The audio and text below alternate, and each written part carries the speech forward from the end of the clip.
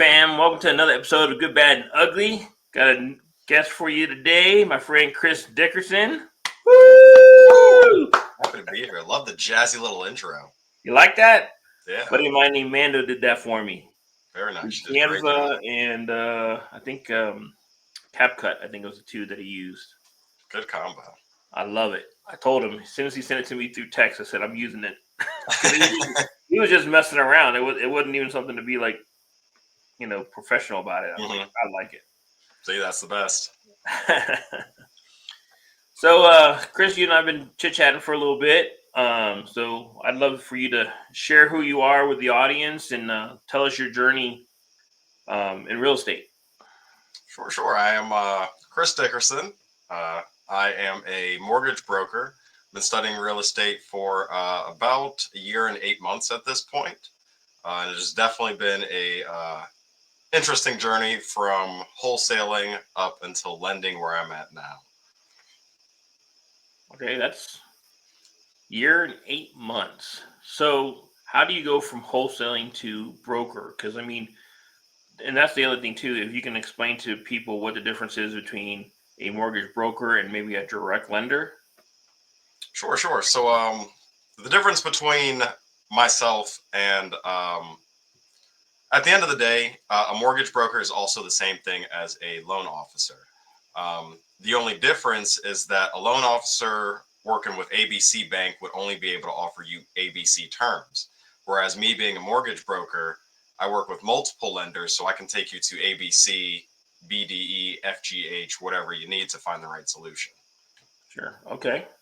So how did you make transition from wholesaling to being a lender? Like what led to that decision? Well, I got into real estate, thinking that this was going to be super easy. I was going to close a couple deals real quick and make all this money. Reality said no. So I started door knocking foreclosures out here in Pennsylvania to get started. And through that, it probably did that for a solid 8 months or so. I did not close a deal, but I did gain a lot of experience in helping homeowners through various situations and kind of just learning what they're going through. So wholesaling was going to be the first step into kind of getting my foot in the door. Sure. So when that wasn't panning out the way I intended it, I was like, okay, well, I still want to get into real estate. Like, I'm getting this done. And so my next step was, what else do I do? And I was interested in the lending side.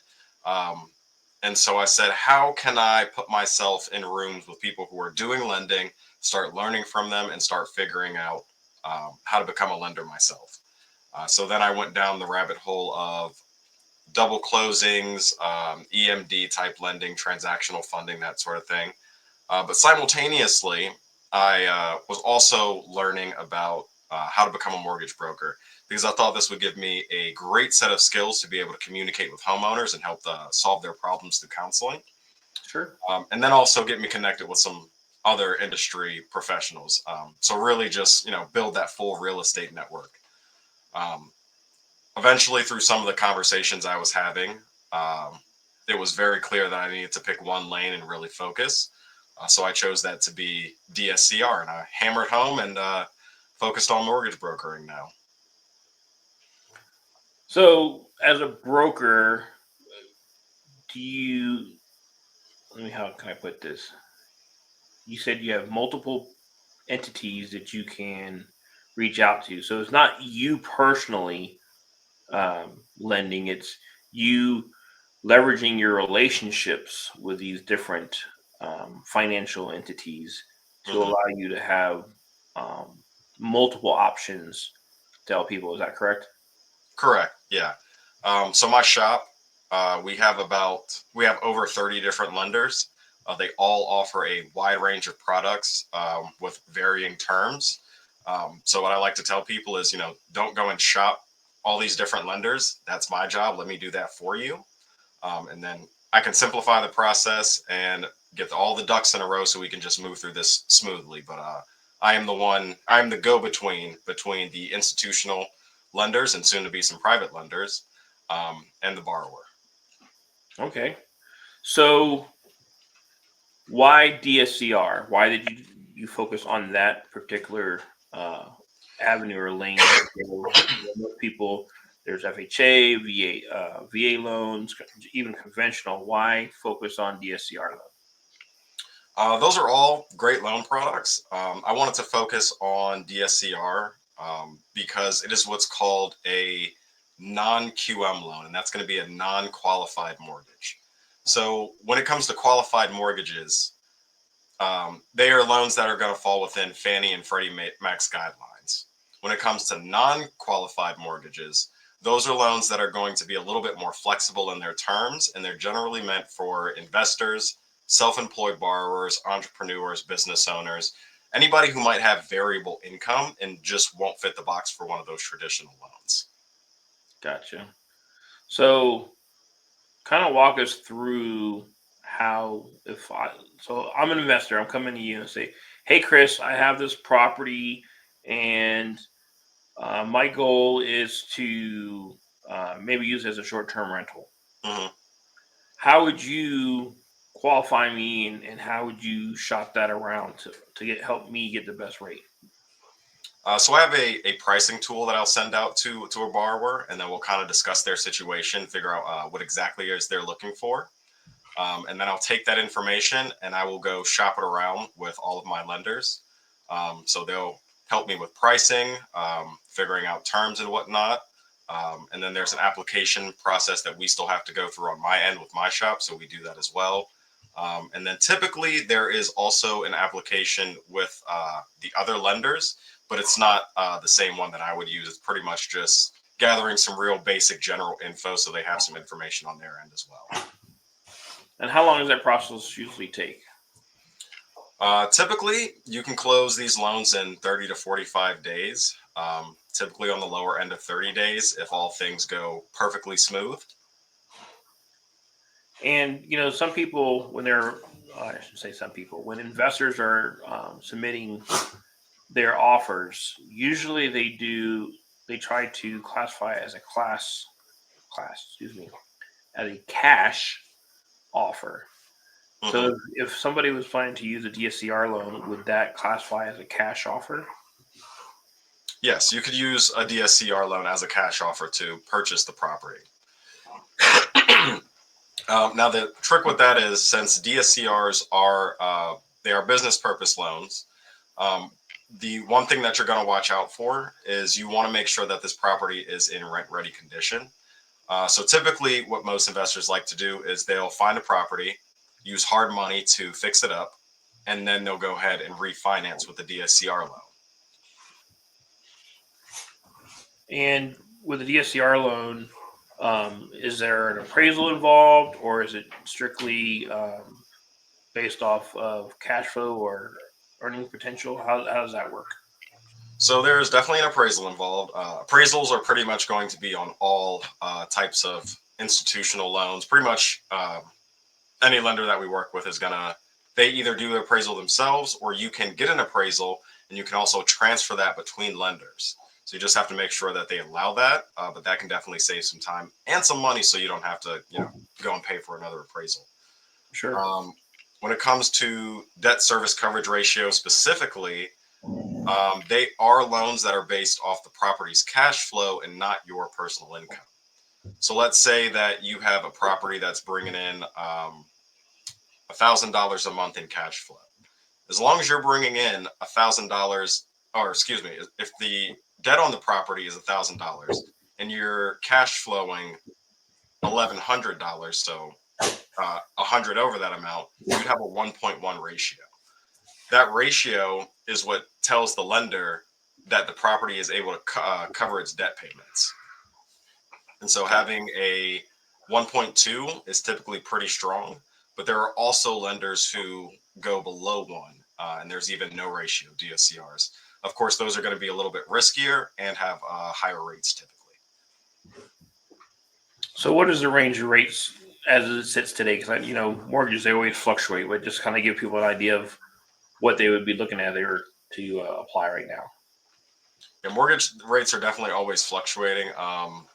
I would say right now you're typically looking at about, depending on your credit score now, because your credit score is a factor when it comes to a DSCR loan. You're typically going to be looking at about a point to a point and a half higher. If you have great credit, then you could be as low as 0.5% over what conventional rates are. But you also have the option to buy down the rate. And so what that means is if you're sitting at like a 6% and you want to pay to get that rate lowered, you could pay X amount, let's say $2,000 in this case, and that would lower your rate. Gotcha. So I've used mortgage brokers in the past, and the one that I used was really good at making sure that I wasn't overpaying. Right. So, for example, let's say use your example, we were at 6%. I can get down to 5.5 for maybe let's say 2,000, Mhm. but um, to get to 5.25, it was like 15,000, right? Mhm. To get it to that rate. So he's like, it doesn't make sense to take that next 0.25% because it's not much. I don't want to say much savings, but the 15K doesn't justify the discount. Basically, Mhm. does that make sense? So I always would listen to him and just do the smaller amount and still get that 0.5% because that's still a great savings and Mhm. not over um, pay for the 3.25. Is that stuff that you help your clients with? Yeah, that's something that we definitely always want to be considering because if you are going to spend a ridiculous amount to get that rate lowered, some people are really just looking for a low rate and they're okay with paying over the top for some of those. But with the pretty much any loan officer, mortgage broker, lender is going to be looking at is what's called a break even period, and so that's going to be determining how long it's actually going to take you to recoup that $1,500 down the line. And Sure. so that's how they're judging if it actually makes sense or not. But again, everybody has different situations, so you have to really decide what's going to work best for you. Awesome.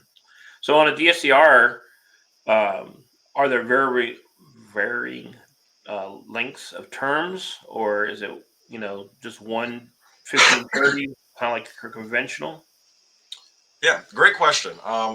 These are typically going to be 30-year fixed rate. That's kind of the general box for those, but there's also interest only options. You can also get ARMs, adjustable rate mortgages.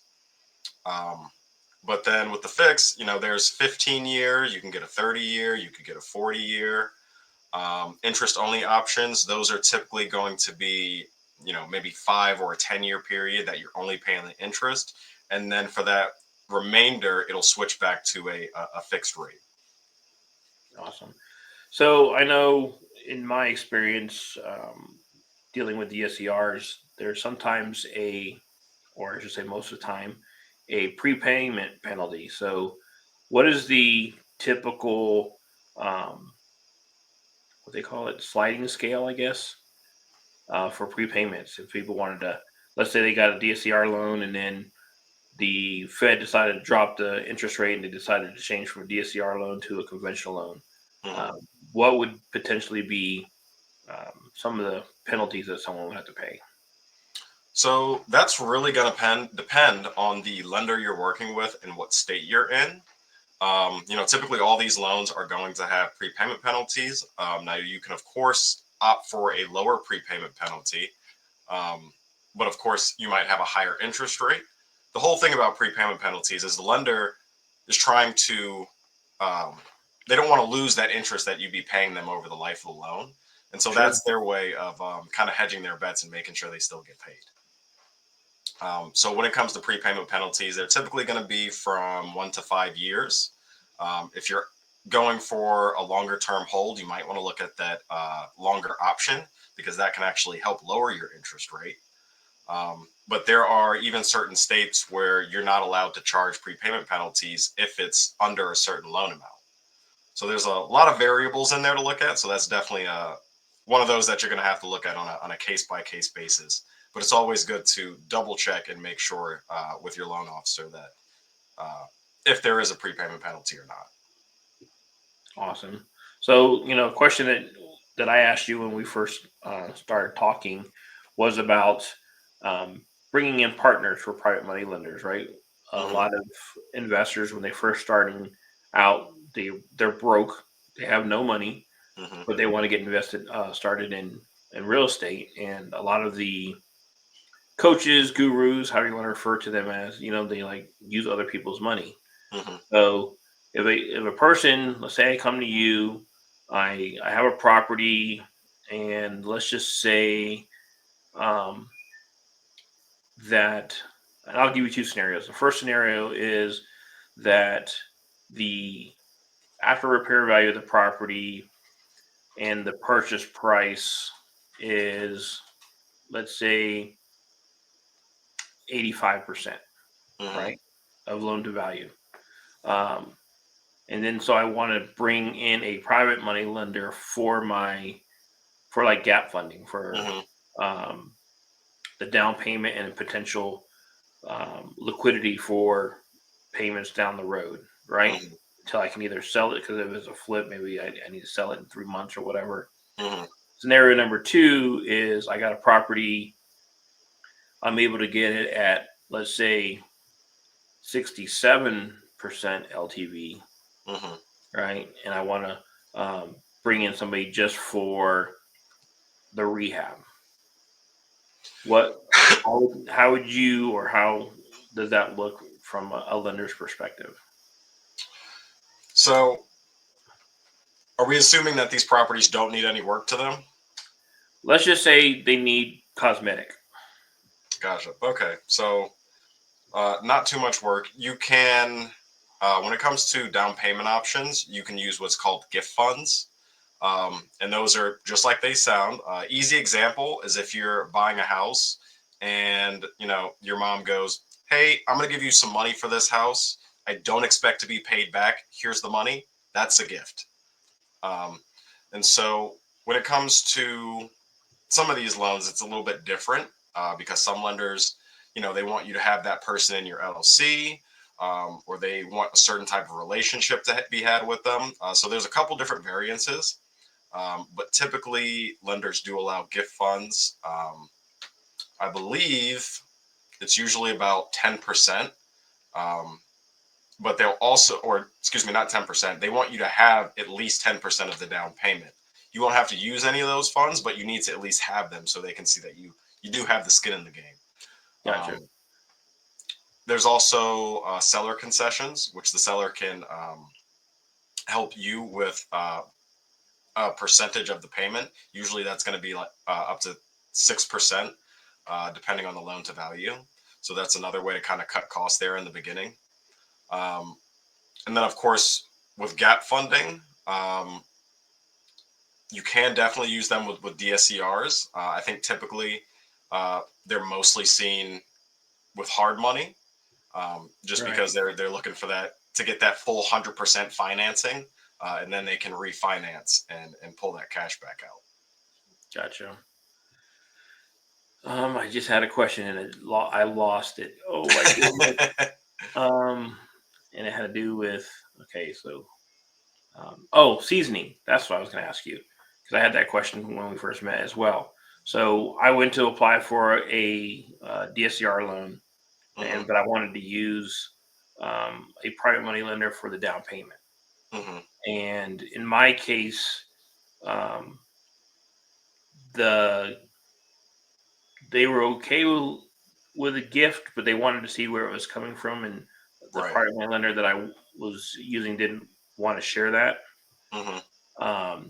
So if you don't use a gifted, and let's say you have a private money lender that's willing to, which is not really good practice, but if they decide to do this, wire the money into your account, what is a typical seasoning period, and what is why is that required?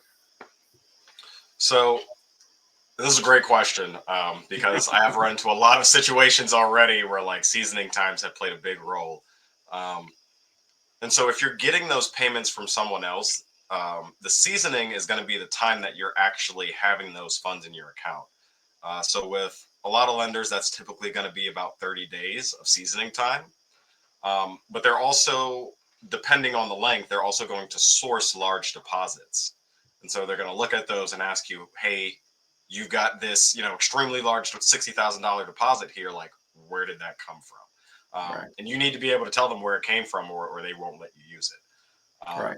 Now that's a whole thing that's coming out of kind of the 2008, 2009 thing where, the housing market burst. All Right. these new rules and regulations got put into place, and they want to make sure that, everybody's dotting their I's, crossing their T's. No one's trying to be a money launderer out there and doing some shady dealing. So that's what all these laws are really in place for. But seasoning time refers to how long you've had that money in your account.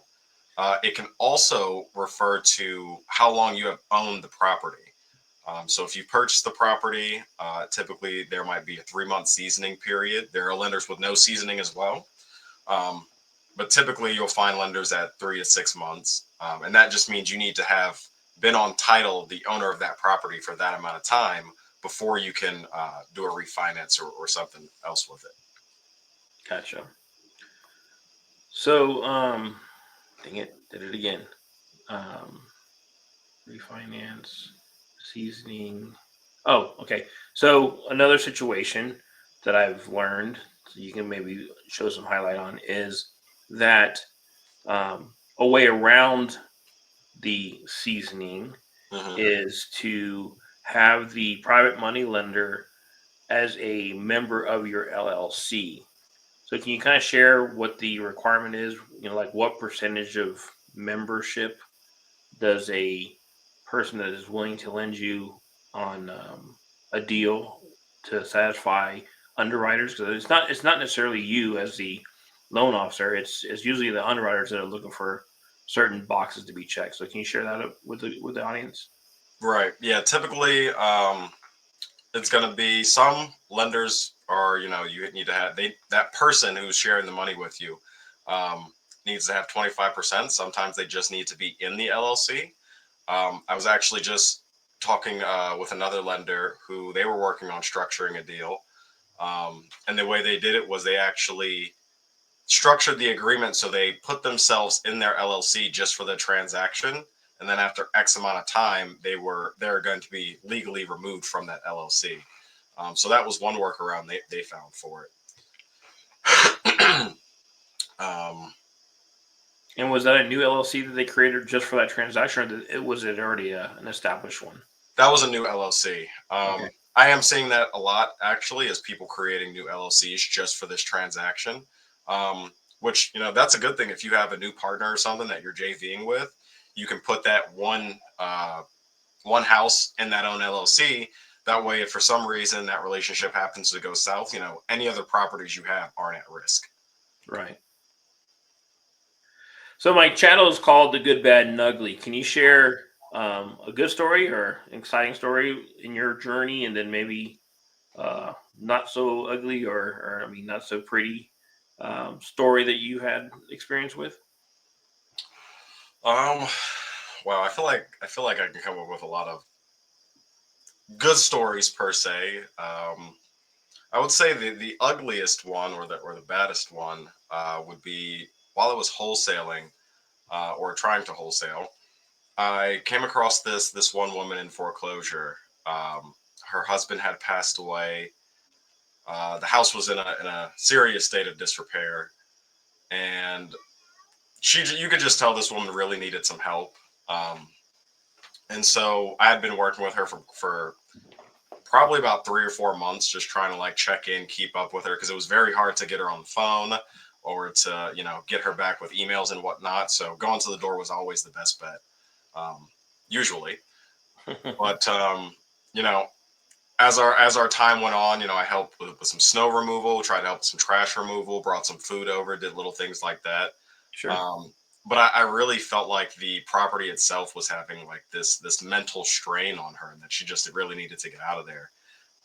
And she, was close with her family.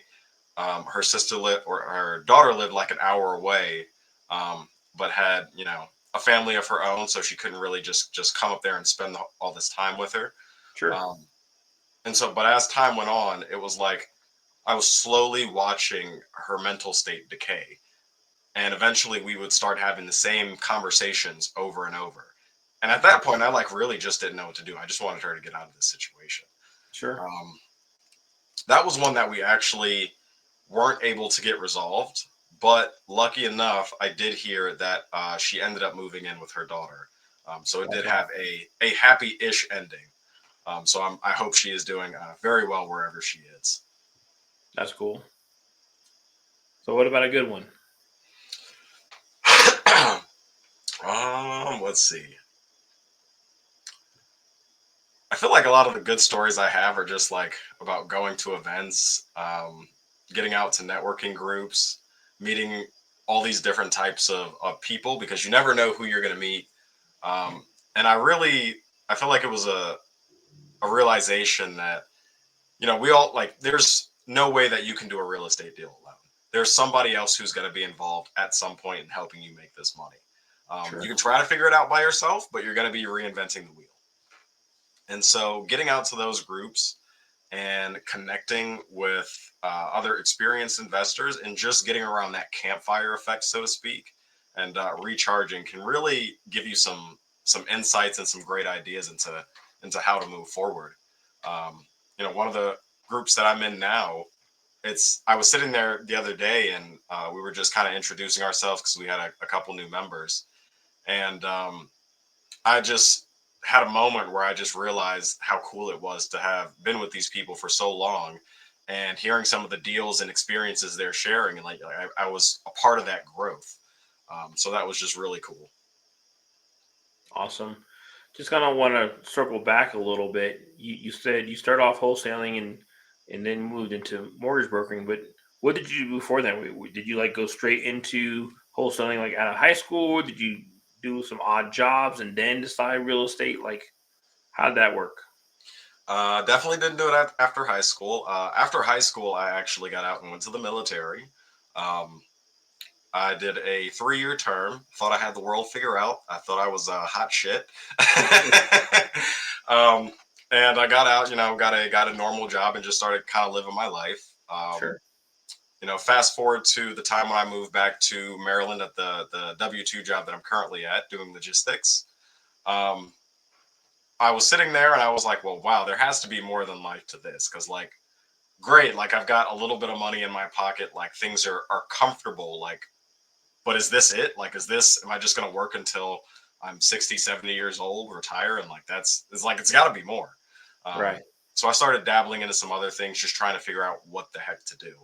Um, and eventually I stumbled into real estate because my landlord at the time, and bless them for this, for this situation happening, at the time, I was like, these are the worst people I've ever met. I don't want anything to do with them. But now I am so glad for this experience because I wouldn't have been put on this path. Gotcha. And so one night during the winter, we went out to dinner, my girlfriend and I, and we came back. And I went to sit down in the living room and it just started squelching under my feet. Oh, And I was like, that ain't good. And so I started like walking a little course to see where all this was coming oh, from. And it turns out that a pipe had busted behind the fireplace. oh, wow. Okay. Um, so that was great. Come to find out that the pipe had busted before and it was incorrectly repaired, which probably led to the second burst. Now, when they came out and inspected it, they didn't, I guess, see that. And so the landlords were trying to charge it to my insurance, which caused this big thing because I was like, I'm not paying for Nope. that. So we went back and forth for a little while. And then this was the time when it was actually time to renew our lease. Right. And so my mom is pretty good at some legal stuff. So I was like, hey, can you look over these documents to make sure like we're not getting screwed in any way? And then she took a look at it and wrote some additional stuff in there. And she was like, you should be good with this. One of the things she wrote in there was the first right of refusal. So, hey, if we go to sell this property, then you as the tenant, you will get the first right to buy it. And with that, they took one look at that contract and they said, we're done being landlords. You guys want to buy Oh, wow. it? And we're like, I mean, we really like this house. Yeah. It definitely would have been a great place to stay for a couple years before moving on. but we were like, we don't know anything about buying houses. Like, what do we do? And so Nicole calls one of her friends, and he's like, yeah, let me take a look at it, because they owned a couple rental properties. Yeah. And so he's like, I wouldn't buy this property for this, that, and that reason, but you guys should do some digging into bigger pockets. And I think you'll like that. You'll find you might want to invest in real estate, and you can actually build some wealth with it. And so I was like, okay, cool, I'll take a look. And I really went down the rabbit hole. And it was kind of funny because another friend of mine had sent me Rich Dad, Poor Dad. But that was before the time I had started to wake up. So I looked at this book and I was like, finances? What is this? I'm not going to lie. The book ended up in the trash at some point. Gotcha. Did not read it. But eventually I did circle back, reread the book, and I was like, wow, I wish I would have actually cracked this open sooner and just started diving in, because I realized that there was so much more that you could do, not only creating wealth for yourself, but creating wealth for people down the line, and then also being able to help families who are going through a lot of struggles through real estate. Awesome. So let me kind of preface this. You are a mortgage broker, and you focus on DSCRs, but that's not your only, for lack of better terms, bag of tricks, right? You do have other ways to help people. Just you focus on DSCR, correct? Correct. Awesome. So if somebody wanted to partner with you, or somebody wanted to, like if I had private money lenders that were watching this and said, hey, I could, partner with Chris and lend my money out to people that are looking to buy, or if people wanted to utilize your services, how would they do that? You can reach out to me through Instagram, Facebook. I'm trying to go on all social media platforms as I continue to kind of grow my brand. Been going live on Instagram every night at 7, so that's been pretty entertaining. Can also just shoot me a message. My phone number is 919-889-3362. Go ahead and write that down. Send me a message. Please send me your name. Don't just send me, whatever you're working on, because I'm gonna be like, oh, great. Who are you? Exactly. So yeah, I will definitely follow back up with you as soon as I get a chance. I'm still working a W-2, and then I've got the mortgage brokering.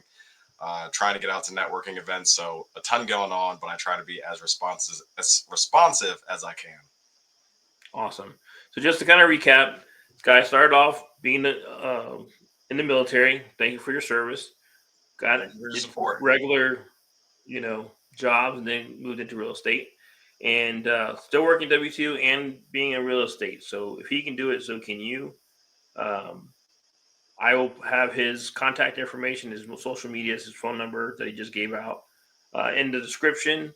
So if you're looking for a lender, especially DSCR loan, you got Chris as another resource if you didn't have one already. Chris, thank you so much for coming out and spending some time with us and sharing your knowledge about DSCR loans and sharing your journey in real estate. And I wish you luck, my friend. Thanks, Jose. Thanks for having me on and giving me the opportunity. Hopefully this will bring some business your way. That's the goal anyway. Yeah, got to keep me busy. There you go. Well, until next time, fam, we'll see you on the next episode. Take care.